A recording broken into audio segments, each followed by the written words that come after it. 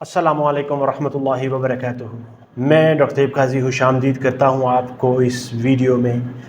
ये वीडियो बहुत ही ज़्यादा ज़रूरी, बहुत ही अहम और बहुत ही ज़्यादा फ़ायदेमंद ख़ास तौर पर उन तमाम प्यारे मीठे हाजी भाई बहन बुज़ुर्गों के लिए जिन्होंने हज 2026 के लिए अपनी रजिस्ट्रेशन मुकम्मल कर ली है और अब आगे तैयारी के प्रोसेस में है।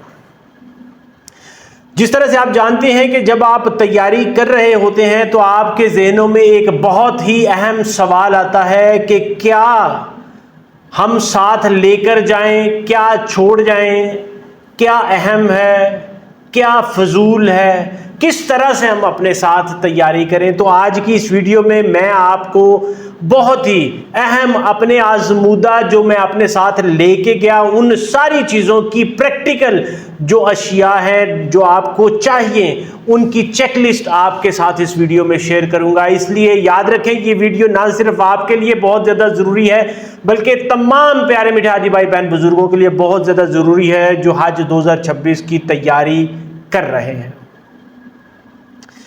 सबसे पहले आपने एक उसूल अपनी ज़िंदगी में भी शामिल रखना है और हज की तैयारी में भी शामिल रखना है, वो है अपनी सादगी और सहूलत। आपकी ज़िंदगी में हमेशा सादगी होनी चाहिए और आसानी होनी चाहिए। आप जब भी किसी सफ़र पे निकलें तो याद रखें कि दुनिया में हर जगह पे हर चीज़ अवेलेबल होती है। दुनिया में कोई ऐसी जगह नहीं जहाँ पे आपको आपकी मर्ज़ी की चीज़ ना मिले। पाकिस्तान में रहते हुए आपको दुनिया भर के खाने, दुनिया भर के कपड़े मिल जाते हैं। इसी तरह से जब आप सऊदी अरब जाते हैं तो वहाँ पे भी दुनिया की तरह, बाकी दुनिया की तरह सारे लोग मौजूद हैं। वहाँ पे बहुत ज़्यादा पाकिस्तानी, बांग्लादेशी, इंडोनेशियन, आपको इंडियन बहुत ज़्यादा मिलेंगे, पाकिस्तानी बहुत ज़्यादा मिलेंगे। वहाँ पे रेस्टोरेंट्स में, टैक्सी में आप अक्सर औकात आपको ऐसा लगता ही नहीं कि आप किसी गैर मुल्क में, आपको लगता है जैसे पाकिस्तानी आपके सामने है।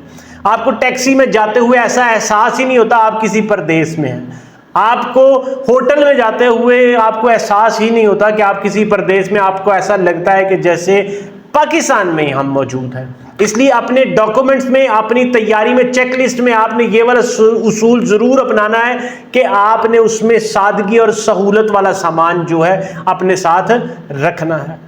सबसे पहला उसूल जो आपने याद रखना है, आपने ये चीज़ ज़रूर जहन में रखनी है कि मक्का में गर्मी का मेयार डिफरेंट होता है, मदीना में गर्मी का मेयार, मदीना में गर्मी वहाँ पे शिद्दत डिफरेंट होती है।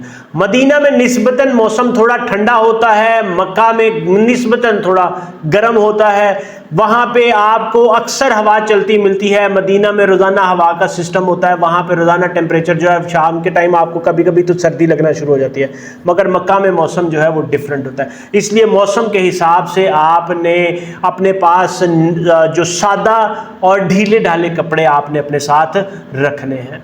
उसके अलावा मैं आपको याद रखें, बताता चलूँ कि आपको वहाँ पर जाके वो जो जुब्बा होता है ना, जिसको टॉप भी बोलते हैं, जिसको पंजाबी उर्दू में तोप भी हम बोलते हैं, आपको वहाँ पे 20 रियाल में, 15 रियाल में, 10 रियाल में, 10 रियाल कितना मतलब 750 में, 1000 रुपये में, 1200 रुपये में आपको बड़ा आम सा मिल जाता है। किसी भी मस्जिद में कहीं पे भी बाहर रास्ते में होंगे आपको वो आसानी से मिल जाएगा, आप उसको भी इस्तेमाल कर सकते हैं। मैं अपने प्रैक्टिकल एक्सपीरियंस से आप बता रहा हूँ, जब मैं वहाँ पे होता हूँ तो मेरी कोशिश यही होती है कि मैं वहाँ से वो टॉप खरीद लूं, वो तोप खरीद लूं और उसको ही मैक्सिमम वहां पे इस्तेमाल किया जाए।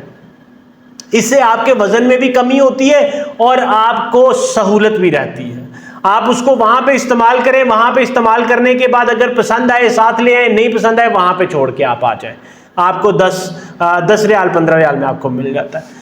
दूसरे नंबर पे आप अपने साथ जो है जूते, बहुत ही कंफर्टेबल, बहुत ही आसान, जैसे आपके कपड़े वाले जॉगर्स होते हैं या आपकी चप्पल होती है स्लीपर, जो आपके लिए चलने में बड़ा कंफर्ट आपको दे, वो वाले जूते आपने अपने पास रखने हैं, क्योंकि जब आपने लंबे वक्त के लिए चलना है तो आपको वो आरामदेह साबित हो। दूसरे नंबर पे बात करें तो आती है एहराम की तैयारी आपने किस तरह से करनी है। मर्दों के लिए एहराम की 2 चादरें होनी चाहिए, एक ऊपर और एक नीचे के लिए। याद रखें आपने इसके 2 सेट, 2 जोड़े अपने पास रखने हैं। ठीक है जी, एक इस्तेमाल कर लिया, एक आपके पास रिजर्व में पड़ा रहे। वैसे भी मैं आपको अपने प्रैक्टिकल एक्सपीरियंस से बताता रहूं कि अगर आप एक एहराम का जोड़ा, 2 चादरें एहराम भी अपने साथ लेके चले जाते हैं तो वो भी परेशानी का बायस नहीं है, क्योंकि मक्का में आपने एहराम को इस्तेमाल करना है। जब आप मक्का में एहराम इस्तेमाल करते हैं, धोने की फैसिलिटी वहां पे है, तो आप उसको इजीली वॉश कर सकते हैं। आप एहराम की चादरों को वॉश करें, उसको फैला दें, 15 से 20 मिनट में आपका एहराम दोबारा से रेडी हो जाता है। इसलिए ये भी परेशानी नहीं है। अगर आपने अपने आप को फोकस ये रखना है कि आपने लाइट और हल्का फुल्का और सहूलत वाला रहना है, उतना सामान रखना है जितना आप बर्दाश्त कर सकें। दूसरे नंबर पे मैं आपको बताता चलूं कि ख़वातीन के लिए मुकम्मल बापर्दा ढीला ढाला लिबास होना चाहिए और उनके एहराम की कोई स्पेसिफिक शराइत नहीं है। बाकी ये है कि उनका चेहरा और हाथ जो है वो आप जो खुले रखने की आपको इजाज़त है, वो खुले रख सकते हैं। उसके अलावा आपने अगर इजाफी अबाया अपने पास रखना है ख़वातीन ने तो वो रख सकती हैं। साथ साथ मैं आपको बताता चलूँ कि अगर ये भी आपके पास होना बहुत ज़्यादा, एहराम की बेल्ट आपके पास होना ज़रूरी है, एहराम के अंदर जो पहनने वाली चप्पल है वो आपके पास होना ज़रूरी है। उसके साथ साथ जब आप हज के खासकर दिनों में या तवाफ़ के ऊपर जब जाएंगे या फिर आप उम्रा के लिए निकलेंगे, सही के लिए जाए, तो उन दिनों में चप्पल रखने के लिए एक बैग जो है, जिस तरह से कमांडो बैग, शोल्डर बैग, वो आपके पास होना वो भी आपके लिए फ़ायदेमंद है। क्योंकि आप वहाँ पर अगर एक जगह से एंटर होते हैं हरम में तो आपको पता नहीं कि आप वहां से एग्जिट आए, नॉर्मली आपको वहां से एग्जिट होने नहीं देते, इसलिए वो आप चप्पल अगर छोड़ के जाएंगे तो वापस आपको नहीं मिलेगी, आप अपनी चप्पल को अपने साथ रख सकें। दूसरे नंबर पे जो चीज़ बहुत ज़्यादा ज़रूरी है, आपकी ज़ाती सफाई का जो पर्सनल हाइजीन का जो सामान है ना, वो बहुत ज़्यादा ज़रूरी है। आपके पास टूथपेस्ट होनी चाहिए, टूथब्रश होना चाहिए, साबुन होना चाहिए, आपके पास शैम्पू होना चाहिए और आपके पास डिओड्रेंट होना चाहिए। कोशिश करें कि ये सारी चीज़ें आपकी बग़ैर खुशबू के अगर हो तो वो सबसे ज़्यादा बेहतर है, बग़ैर खुशबू के।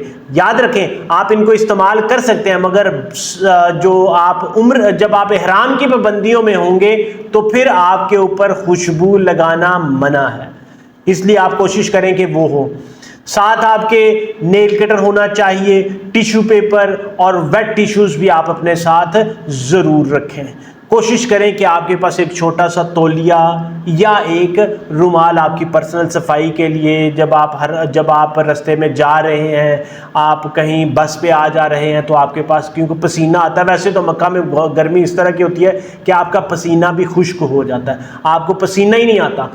आप जितना पसीना आएगा, ड्राई गर्मी होती है ना वहाँ पे, जैसे आपकी लू वाली या जून जुलाई पाकिस्तान वाली मई जून वाली गर्मी है, आपको पसीना आगे भी खुश्क हो जाता है, पसीना वो हवा में ही हो जाता है, इसलिए उसकी ज़रूरत नहीं पड़ती, मगर फिर भी आप अपने पास तौलिया छोटा सा रख लें। चौथे नंबर पे इबादत की ज़रूरत का सामान आपके पास बहुत ज़्यादा होना चाहिए, जैसे कि कुरान पाक हो गया, जाय नमाज हो गया, दुआओं वाली नमाज हो गई, तस्बीह हो गई, दुआओं वाली किताब हो गई, तस्बीह हो गई, और एक छोटा सा बैग जो आपके पास जैसे बैग पैक होता है ना, वो आपके हमरा होना चाहिए। मैं अपनी आपको एग्जांपल बताऊं तो मैंने तो अपने पास जो एहराम बेल्ट थी, वही बैग माशाल्लाह मेरा इतना बड़ा था कि उसके अंदर ही मेरा मोबाइल, मेरा पावर बैंक, मेरा चार्जर और जो बाकी तस्बीह थी तवाफ वाली, वो सारी चीज़ें उसी के अंदर आ जाती थी। जो उम्रे की पूरी स्ट्रेटेजी, उम्रे की पूरी किताब थी, वो उसके अंदर आ जाती थी। हज की जो पूरी किताब, वो बेल्ट मेरी थोड़ी सी बड़ी थी क्योंकि मैं इंटरनेशनल ट्रैवलिंग के लिए वही बेल्ट इस्तेमाल करता था, तो वो उसी में आ जाती थी। मुझे एक जो अलग से बैग पैक रखने की ज़रूरत नहीं थी। बाकी अगर आपको चाहिए तो आप उसको रख सकते हैं, वही चीज़ अगर आप उसको रखेंगे तो आप उसको अरफात में भी इस्तेमाल कर सकते। एक कमांडो शोल्डर बैग आप समझ लें आपके पास होना चाहिए। 5वें नंबर पे पानी और अपनी सेहत का ख्याल आपने बहुत ज़्यादा रखना है। आपके पास रीफिल होने वाली जो बोतल है ना, इस तरह की आपके पास एक बोतल जो है ना रीफिल होने वाली, ये बोतल आपके पास होनी चाहिए। आप इसको जब भी दिल करे आप इसको इस्तेमाल करें, इस्तेमाल करके खाली होगी, इसको आप रीफिल करके अपने पास दोबारा से भर रहे हैं। तो अगर आपके पास ORS है तो वो बेस्ट है। आपके पास निमकोल के पैकेट होने चाहिए, ORS इसमें मिक्स करें, पानी डालें और आपके पास रेडी टू ड्रिंक होना चाहिए। उसके अलावा सेहत का बहुत ज़्यादा ख्याल रखना है। सनस्क्रीन क्रीम आप अपने पास रख लें, आप सन ग्लासेस अपने पास रखें, आपके पास कैप या छतरी होनी चाहिए। ये आपने ihram की पाबंदियों में नहीं इस्तेमाल करनी। उसके अलावा जब आप वहाँ पे चल रहे हो तो आप इसको इस्तेमाल कर सकते हैं। मैं अपनी पर्सनल एग्जांपल आपको बता देता हूँ कि मैं एक दफ़ा जब उम्रा कर रहा था, मैं मस्जिद आयशा से उम्रा करके वापस आया तो मैंने अपने आप में यही समझा कि मैं जी बड़ा बहादुर हूँ, बड़ा फिट हूँ। मैंने जो अम्ब्रेला इस्तेमाल नहीं की। मैंने जुम्मे का दिन था, मुताफ में बैठा था मैंने उस पूरे जुम्मे के खुतबे के दौरान सारे टाइम में मैंने जो है ना अपने सर को नंगा रखा। इतना गर्मी की शिद्दत थी, आप मेरी वीडियो उसमें देख सकते हैं कि उसमें डिस्क्रिप्शन में लिख दूंगा कि मेरी सर की स्किन जो है ना वो ऊपर से जल गई। स्किन 2-3 दिन के बाद जब मैंने देखा मेरी सर की स्किन उतरना शुरू हो गई, मुझे बाद में पता चला कि ये उसकी वजह सनबर्न हो गया।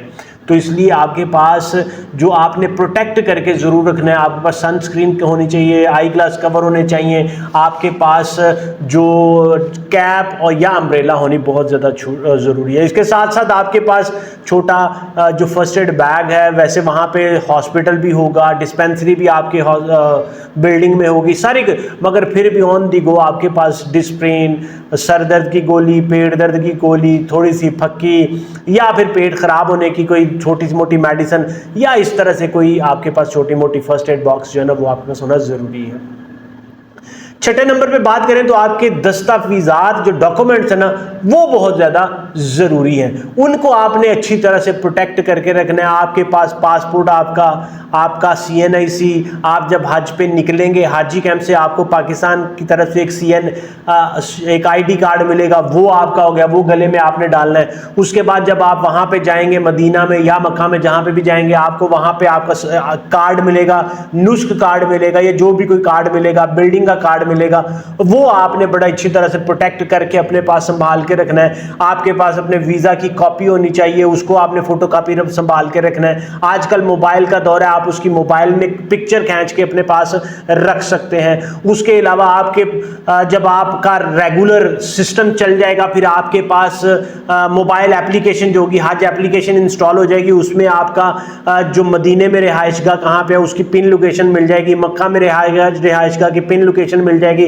उसमें आपकी फ्लाइट का आना जाना की टिकट आपको मिल जाएगी, आपका ट्रेनिंग सेशन और कब कहाँ होगा उसके बारे में आपको मिल जाएगी, वो आपके पास सारा हो जाएगा, फ्लाइट की डिटेल आपके पास मिल जाएंगी। और कोशिश करें अगर आपका पासपोर्ट, ये वैसे तो जब आपने वहाँ पे पहुंचना है, आपने मक्का में वहाँ पे आपसे आपका पासपोर्ट ले लिया जाएगा, मगर जब आपने निकलना है, जब आपने तैयारी यहाँ पे कर रहे हो, एक जो वाटरप्रूफ बैग है ना उसमें आपने अपने डॉक्यूमेंट्स को डाल लेना। याद रखें कि 7वें नंबर पे मैं आपको बताता चलूं कि जो आप अपनी एक्स्ट्रा सेफ्टी के लिए चीज़ें ना वो आपके पास हो तो अच्छी हैं। वैसे तो अगर आप आज के दौर में मोबाइल इस्तेमाल करने के आदी हैं, मोबाइल इस्तेमाल कर लेते हैं, तो फिर आपको परेशानी कम है। फिर आप मोबाइल के ऊपर अपने नोट्स लिख सकते हैं, उनकी वीडियो बना सकते हैं, वीडियो नोट डाल सकते हैं। अगर नहीं तो आप अपने अपने पास एक छोटी सी डायरी रख लें जिसके ऊपर आप अपने जो जहन में आपके सवालात आ जाए, जो आपके जहन में कुछ फीलिंग्स आ जाएं, उनको लिखने के लिए अपनी पर्सनल डायरी जिसको आप रखना चाहते हैं ना वो भी आप अपने साथ रख सकते हैं। या अलार्म अगर आपके मोबाइल में है तो ठीक है, एक्स्ट्रा लेके जाने की ज़रूरत नहीं है। आप अगर ये मिल जाए तो आप उसको एक्स्ट्रा अलार्म की जो घड़ी है उसको ले लें छोटी, नहीं तो मोबाइल में है तो वो भी ठीक है। मोबाइल आपके पास होना चाहिए, चार्जर होना चाहिए, पावर बैंक आपका होना चाहिए। और कोशिश आपने करनी है कि अगर आपको जिस तरह से हज 2025 में पाकिस्तान से जोम की सिम मिल गई थी, मिल जाए तो ठीक है, अगर नहीं तो वहाँ पे आपने इंटरनेशनल रोमिंग के लिए वहाँ की लोकल सिम ले लेनी है अपने पैकेज के हिसाब से।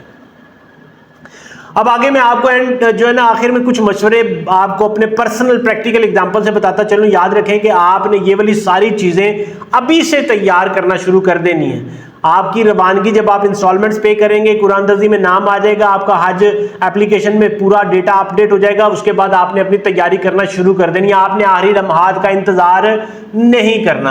अपने पासपोर्ट, अपने डॉक्यूमेंट्स, अपने बाकी चीजें, अपने डॉक्टर से मुलाकात, मशवरे, हर चीज आपने उसके साथ अभी से करना शुरू कर देना है। उसके साथ साथ हज के मुनासिक, हज में क्या करना है, हज के 5 दिन कैसे होंगे, उसकी तैयारी करना शुरू कर दें ताकि आपको प्रैक्टिस हो जाए। हज का पहला दिन आपका मिना में होगा, दूसरा अरफात में होगा, तीसरा आपका जो है वो मुनासिक अदा करते आपने रमी करनी है, वो तवाफ़े ज़ियारा करना है, तवाफ़े ज़ियारा करना है, बाकी के जो कुर्बानी करनी, वो सारे अब जो मुनासिक से ना कब निकलना है, कब करना है, वो सारे आपने समझने शुरू कर लेने हैं।